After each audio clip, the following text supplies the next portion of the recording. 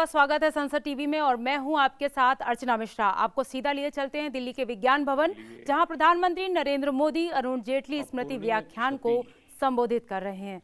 और असहनीय पीड़ा का दिन है। मेरे घनिष्ठ मित्र और जापान के पूर्व प्रधानमंत्री श्री शिंजो आबे अब हमारे बीच नहीं रहे हैं। आबा जी मेरे तो साथी थे ही, वो भारत के भी उतने ही विश्वसनीय दोस्त थे। उनके कार्यकाल में भारत जापान में उनके जो राजनीतिक संबंध थे हमारे, वो को नई ऊंचाई तो मिली ही। हमने दोनों देशों की साझी विरासत से जुड़े रिश्तों को भी खूब आगे बढ़ाया। आज भारत के विकास की जो गति है, जापान के सहयोग से हमारे यहाँ जो कार्य हो रहे हैं, इनके जरिए शिंजो आबे जी भारत के जनमन में सालों तक बसे रहेंगे। मैं एक बार फिर दुखी मन से मेरे दोस्त को श्रद्धांजलि देता हूं।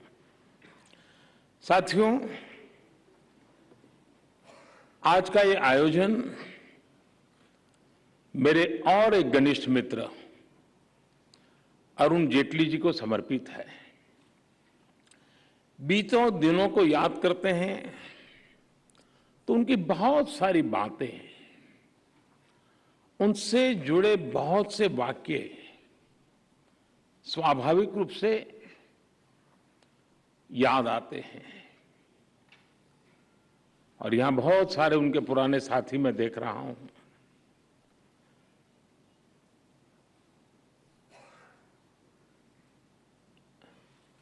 उनकी ऑरेटरी, हम सब उसके कायल थे। और उनके वन लाइनर लंबे अरसे तक हवा में गूंजते रहते थे। उनका व्यक्तित्व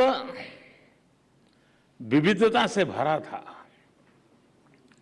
और उनका स्वभाव सर्वमित्र वाला था। यहां जितने भी लोग दिखते हैं, हर एक की अलग अलग दुनिया है, लेकिन सब अरुण के मित्र थे। ये अरुण के सर्वमित्र की विशेषता थी। और उनके व्यक्तित्व की इस खूबी को सभी आज भी याद करते हैं और हर कोई अरुण की कमी महसूस करता है। मैं अरुण जेटली जी को अपनी विनम्र श्रद्धांजलि देता हूं। साथियों, अरुण जी की स्मृति में इस लेक्चर का जो विषय रखा गया है, growth through inclusivity, inclusivity through growth, वो सरकार की डेवलपमेंट पॉलिसी का मूल मंत्र है। मैं थर्मन जी का विशेष रूप से आभारी हूं कि उन्होंने हमारे निमंत्रण को स्वीकार किया। और मैंने कई बार उनको सुना भी है, उनको मैं पढ़ता भी रहता हूं। उनकी बातों में, उनके अध्ययन में, वो सिर्फ भारत में ही बोलते हैं तब नहीं, दुनिया के अन्य देशों में भी जब जाते हैं तो काफी रिसर्च करते हैं। लोकल टच उनकी हर एकेडमिक थिंकिंग में, उनकी फिलॉसफी में बहुत सटीक तरीके से वो उसको नीट करते हैं।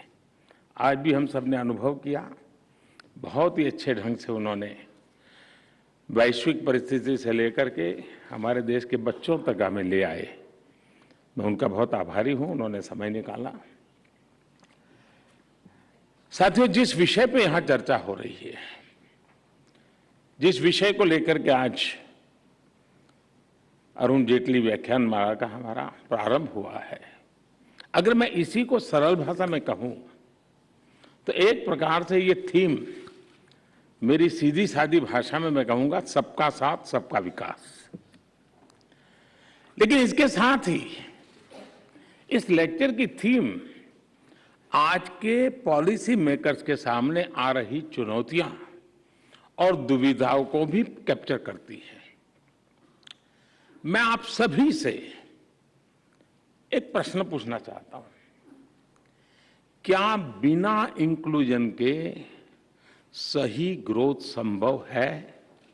आप अपने आप को पूछिए, क्या बिना ग्रोथ के इंक्लूजन के बारे में सोचा भी जा सकता है क्या? हेड ऑफ द गवर्नमेंट के तौर पर मुझे 20 साल से भी अधिक समय से काम करने का अवसर मिला है और मेरे अनुभवों का सार यही है कि बिना इंक्लूजन के रियल ग्रोथ संभव ही नहीं है और बिना ग्रोथ के इंक्लूजन का लक्ष्य भी पूरा नहीं किया जा सकता। और इसलिए हमने ग्रोथ थ्रू इंक्लूसिविटी का रास्ता अपनाया, सबके समावेश का प्रयास किया।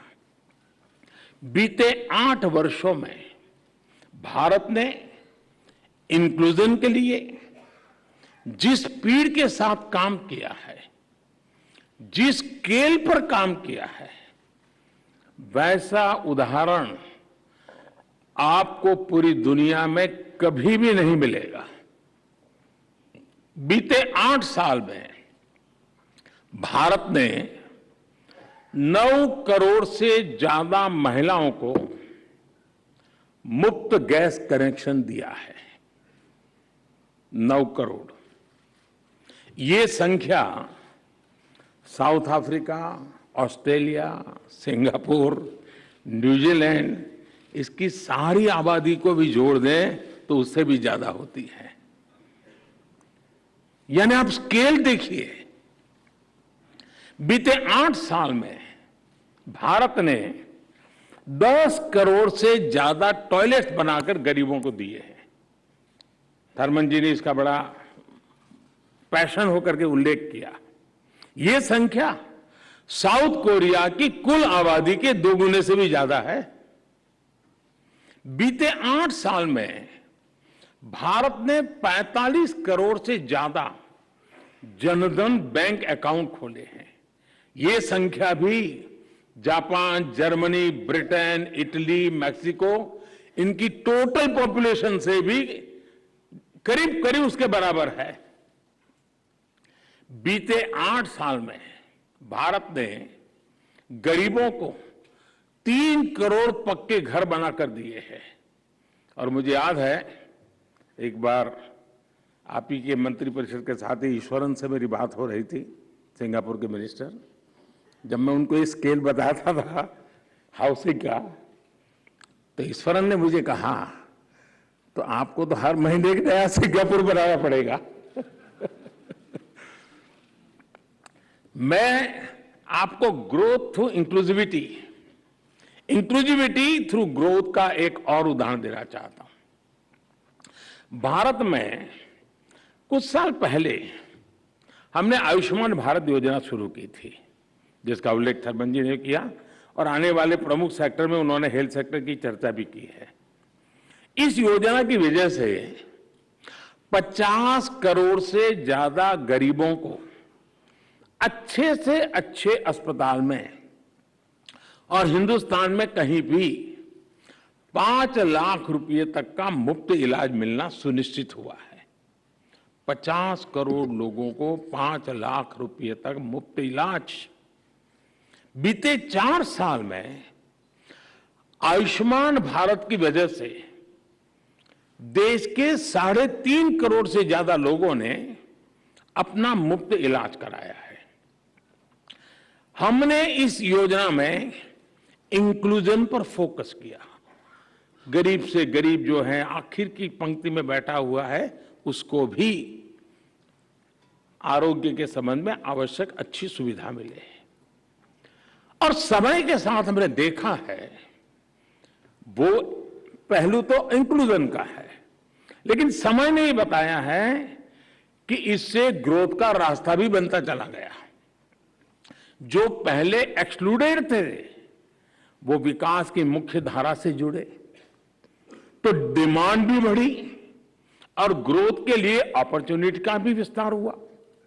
जब भारत की 1/3 आबादी जो पहले बेहतर हेल्थ केयर की सुविधाओं से दूर थी, उसे इलाज की सुविधा मिली, तो इसका सीधा प्रभाव यह हुआ कि हेल्थ केयर कैपेसिटी को उसी हिसाब से खुद को मजबूत करना पड़ा। मैं आपको बताता हूं कि आयुष्मान भारत योजना ने कैसे पूरे हेल्थ केयर सेक्टर को ट्रांसफॉर्म कर दिया है। 2014 से पहले हमारे देश का औसत था, एवरेज 10 साल में करीब 50 मेडिकल कॉलेज बना करते थे। 10 साल में 50 मेडिकल कॉलेज, इतने बड़े देश में। जबकि भारत में पिछले 7-8 साल में पहले के मुकाबले 4 गुना से ज्यादा, यानी करीब करीब 209 नए मेडिकल कॉलेज बनाए गए हैं। अब आप कल्पना कर सकते हैं कि कहां 50 और कहां 209, और आने वाले अभी 10 साल का जब हिसाब लगाऊंगा तो ये मामला और आगे बढ़ने वाला है, वो 400 तक पहुंचने वाला है। बीते 7-8 साल में भारत में अंडर ग्रेजुएट मेडिकल सीट्स में 75% की बढ़ोतरी हुई है। भारत में अब एनुअल टोटल मेडिकल सीट्स की संख्या बढ़कर लगभग 2 गुना हो चुकी है। यानी अब देश को कहीं ज्यादा डॉक्टर मिल रहे हैं, देश में तेजी से आधुनिक मेडिकल इंफ्रास्ट्रक्चर निर्माण हो रहा है। इंक्लूसिवनेस के लिए लाई गई एक योजना का जमीन पर ग्रोथ की दृष्टि से भी इतना बड़ा प्रभाव हम बिल्कुल देख सकते हैं, हम उसको आंक सकते हैं। और मैं तो आपको ऐसी दर्जनों योजना गिना सकता हूं। भारत के डिजिटल इंडिया अभियान ने, जिसका उल्लेख भी थर्मन जी ने किया, लगभग 5 लाख कॉमन सर्विस सेंटर्स ने गांव में रहने वाले गरीब तक भी इंटरनेट की ताकत को पहुंचाया है। भारत के भीम यूपीआई ने करोड़ों गरीबों को डिजिटल पेमेंट की सुविधा से जोड़ा है।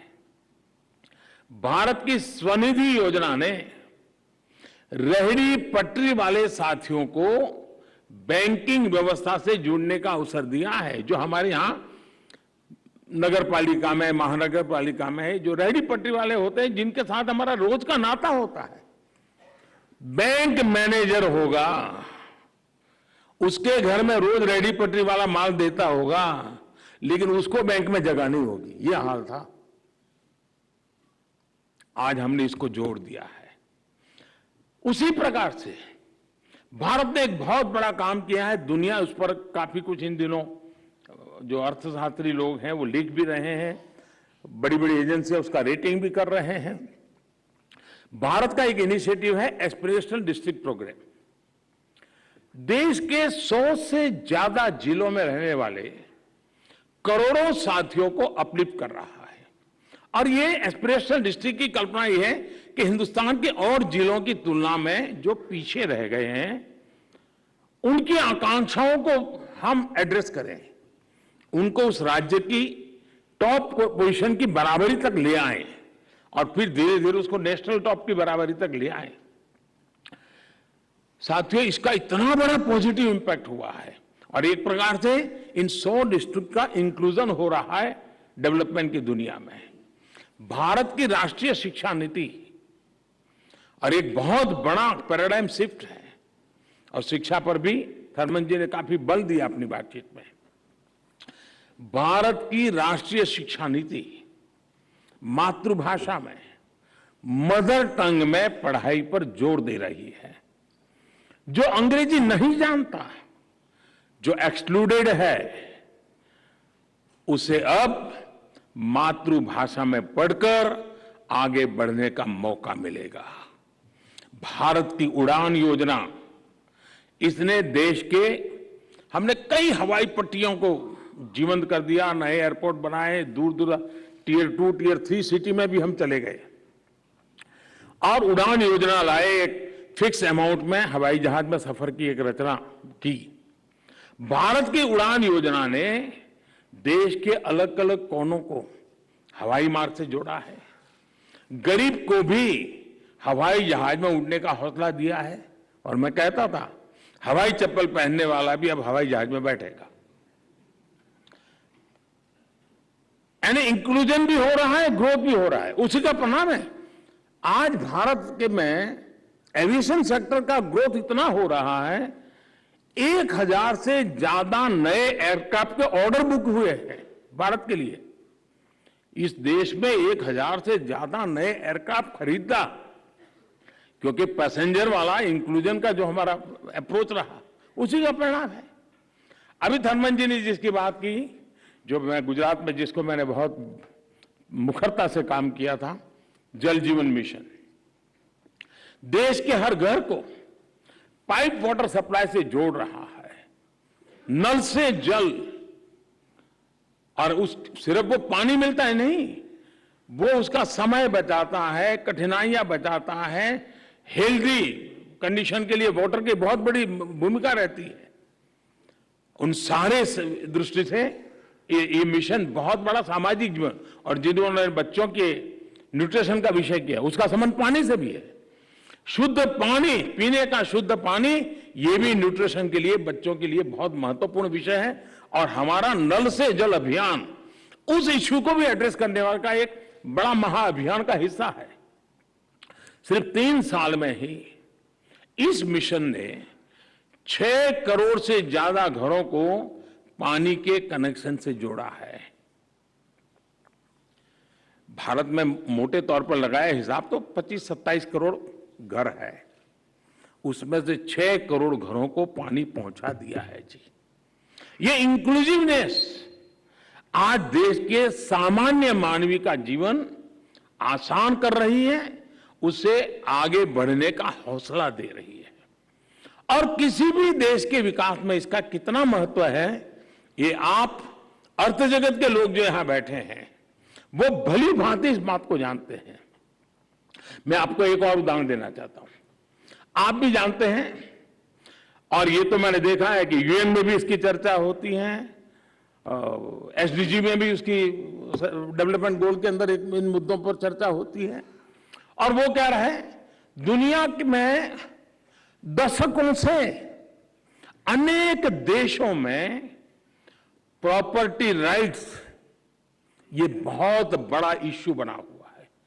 और जब प्रॉपर्टी राइट्स की बात करते हैं, तब समाज के जो आखिरी लोग होते हैं वो सबसे ज्यादा वल्नरेबल होते हैं, उनके पास कोई दस्तावेज नहीं होता है, सबसे ज्यादा मुसीबतें उनको झेलनी पड़ती है।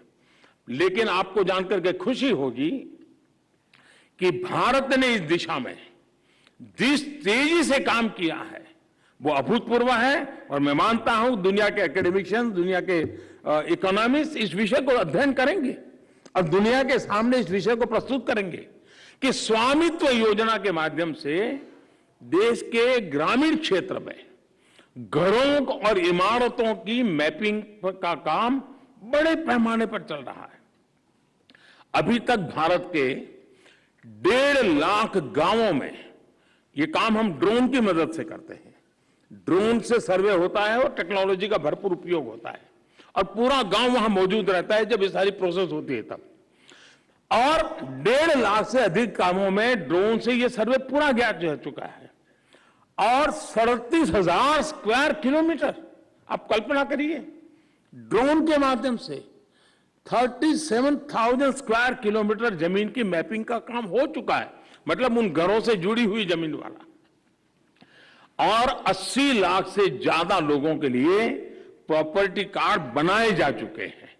और ये भी जो मालिक है उसकी सहमति से होता है, उसके साथ विचार विमर्श होता है, उसके अड़ोस पड़ोस के लोगों के साथ विचार विमर्श होता है।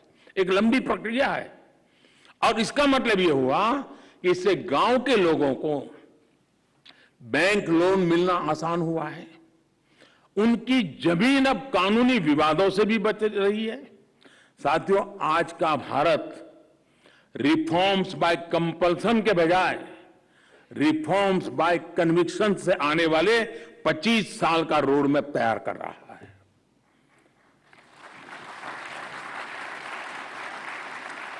देश आजादी के 100 साल मनाएंगे तब देश कहां होगा, इस लक्ष्य को लेकर के हम आज रोड मैप बना करके आगे बढ़ रहे हैं।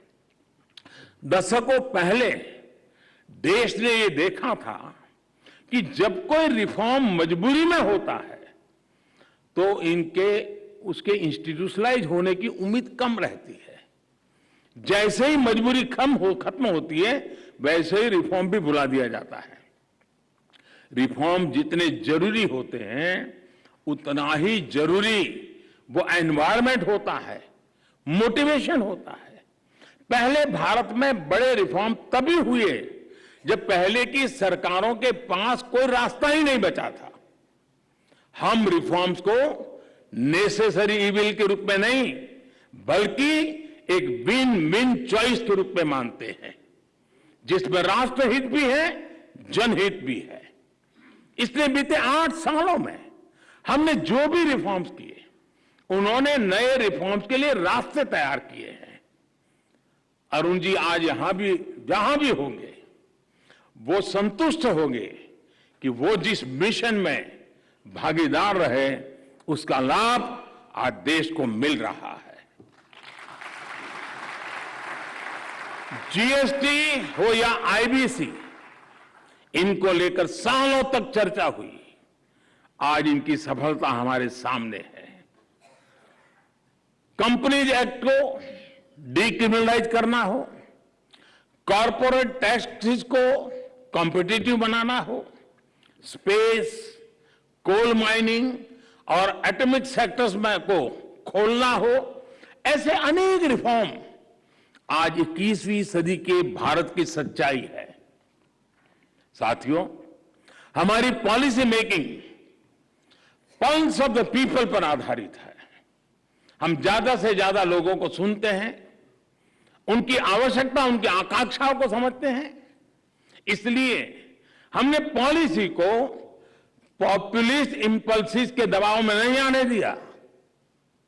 पीपल्स पल्स के अनुसार फैसले लेना और पॉपुलिज्म के सामने हथियार डाल देने में क्या फर्क होता है, ये कोविड काल में हिंदुस्तान ने देखा है, और देखा है नहीं, दुनिया को दिखाया है।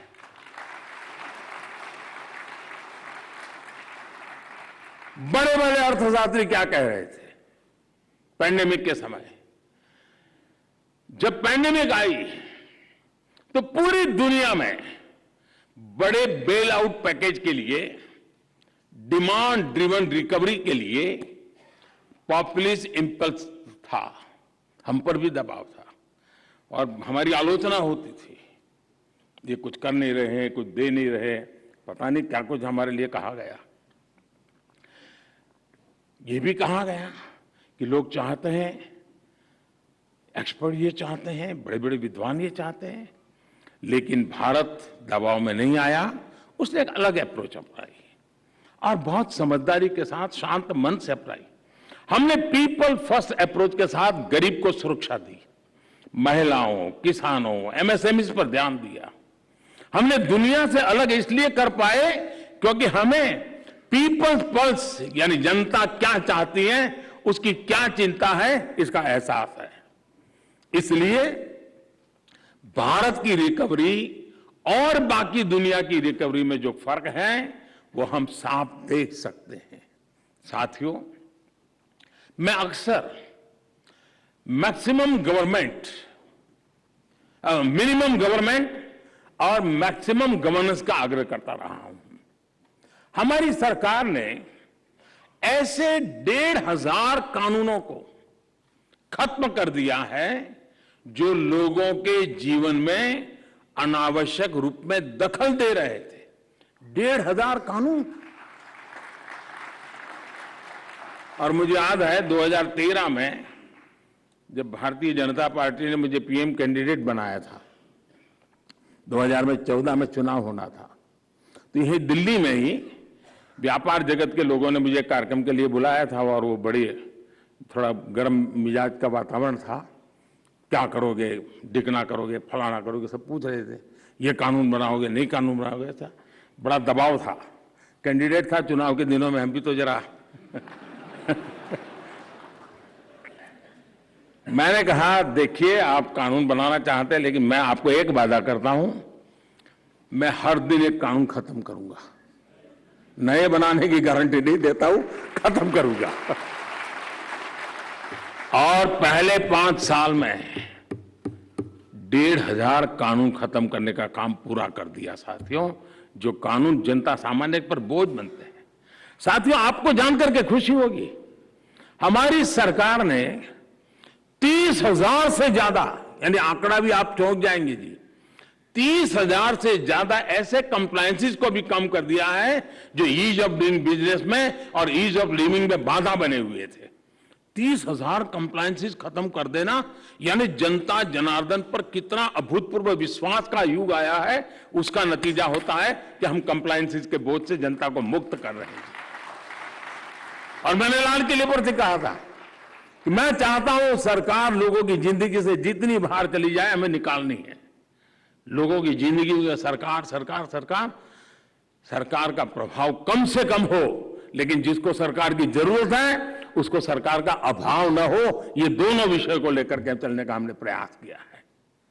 आज मुझे आपको ये बताते हुए संतोष है कि मिनिमम गवर्नमेंट की अप्रोच मैक्सिमम आउटपुट्स और मैक्सिमम आउटकम्स भी दे रही है। हम बहुत तेजी के साथ अपनी कैपेसिटी का विस्तार कर रहे हैं और इसके नतीजे आपके सामने हैं। कोविड वैक्सीन का ही उदाहरण ले, हमारे देश के प्राइवेट प्लेयर्स ने बहुत ही अच्छा काम किया है, लेकिन उनके पीछे पार्टनर इन प्रोग्रेस के रूप में सरकार पूरी ताकत के साथ खड़ी रही थी। वायरस आइसोलेशन से लेकर स्पीडी ट्रायल तक, फंडिंग से लेकर रैपिड रोल आउट तक जो कंपनियां वैक्सीन का निर्माण कर रही थी, उन्हें सरकार का भरपूर सहयोग मिला। एक और उदाहरण हमारे स्पेस इकोसिस्टम का है। आज भारत पूरी दुनिया में सबसे विश्वसनीय और अत्याधुनिक स्पेस सर्विस प्रोवाइडर में से एक है।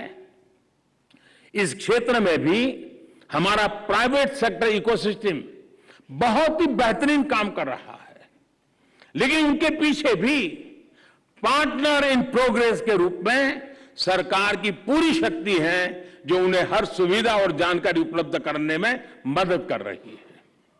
जब हम भारत के डिजिटल पेमेंट इकोसिस्टम का उदाहरण लेते हैं, तो हमारे यहां फिनटेक के साथ ही डिजिटल पेमेंट से जुड़े कई प्लेयर्स हैं, लेकिन यहां भी देखें तो इनके पीछे जेम ट्रिनिटी, रुपे, यूपीआई और सपोर्टिव पॉलिसीज का मजबूत आधार है। यहां मैंने केवल कुछ उदाहरण आपके सामने रखे हैं, लेकिन मैं इन्हें दुनिया के लिए एक रिसर्च का विषय मानता हूं। एकेडमिक वर्ल्ड को गहराई में जाने के लिए निमंत्रण देता हूं। दुनिया भर के इकोनॉमिक्स को मैं निमंत्रित करता हूं। आइए उसकी बारीकियों को देखिए। इस विशाल देश, अनेक विविध आवश्यकताएं, उन सब के बावजूद भी हम किस प्रकार से आगे बढ़ रहे हैं। एक प्रकार से देखें तो अब सिर्फ प्राइवेट सेक्टर या सरकारी वर्चस्व वाले एक्सट्रीम मॉडल्स की बातें पुरानी हो चुकी हैं। अब समय है कि सरकार की प्राइवेट सेक्टर को पार्टनर इन प्रोग्रेस मानकर उन्हें प्रोत्साहित करें, और हम इसी दिशा में आगे बढ़ रहे हैं। साथियों, सबको साथ लेकर चलने, देश के पब्लिक और प्राइवेट दोनों सेक्टर्स पर भरोसा करने की यही स्पिरिट है, जिसके कारण आज भारत में ग्रोथ के लिए अद्भुत उत्साह दिख रहा है। आज हमारा एक्सपोर्ट नए रिकॉर्ड बना रहा है। सर्विस सेक्टर भी तेजी से ग्रोथ की तरफ आगे बढ़ रहा है। पीएलआई स्कीम का असर मैन्युफैक्चरिंग सेक्टर पर दिखने लगा है। मोबाइल फोन सहित पूरे इलेक्ट्रॉनिक मैन्युफैक्चरिंग सेक्टर में कई गुना वृद्धि हुई है।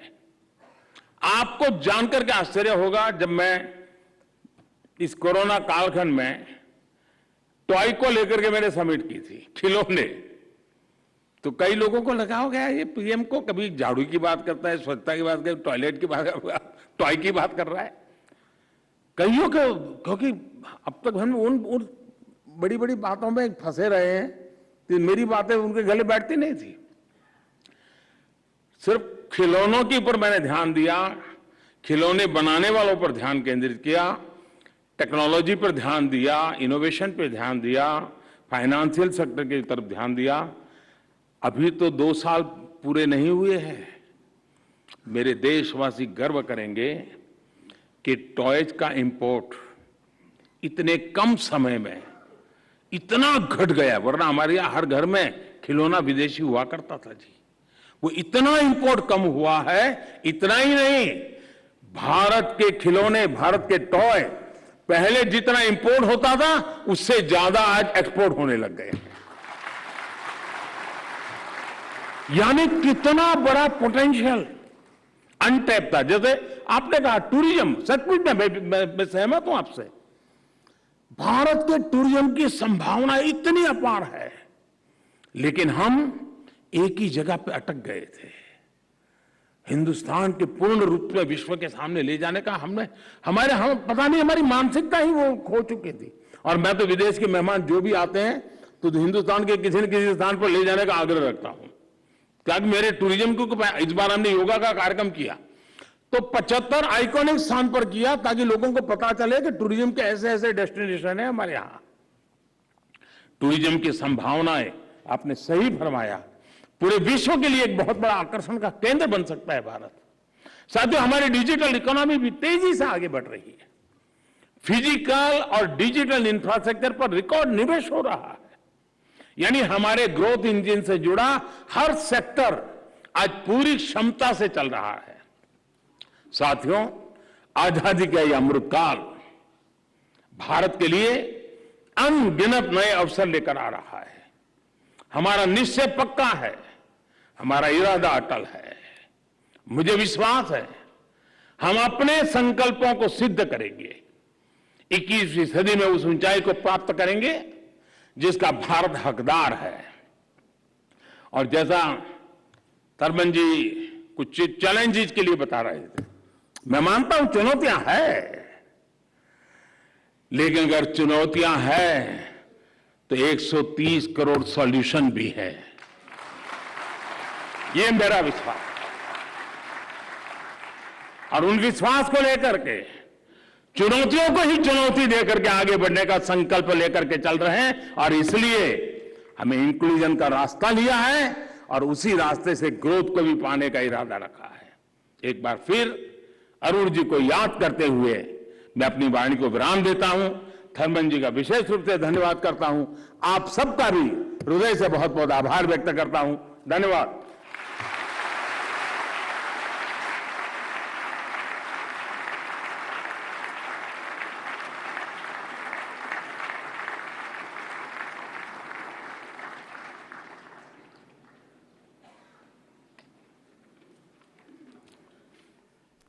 तो आप सुन रहे थे प्रधानमंत्री नरेंद्र मोदी को वित्त मंत्रालय की ओर से अरुण जेटली स्मृति व्याख्यान को आयोजित किया गया था। इस कार्यक्रम में प्रधानमंत्री ने कहा कि अरुण जेटली के जो आर्थिक क्षेत्र में जो योगदान है राष्ट्र के प्रति, उसको याद किया। साथ ही उनको नमन करते हुए उन्होंने कहा कि भारत आने वाले समय में 25 साल का रोड मैप लेकर के चल रहा है। और पिछले 8 साल की भारत सरकार की उपलब्धियों को गिनाते हुए उन्होंने कहा कि वो अटल संकल्प के साथ जिस तरह से भारत विश्व स्तर पर आगे बढ़ रहा है, उसके परिणाम देखने को मिल रहे हैं।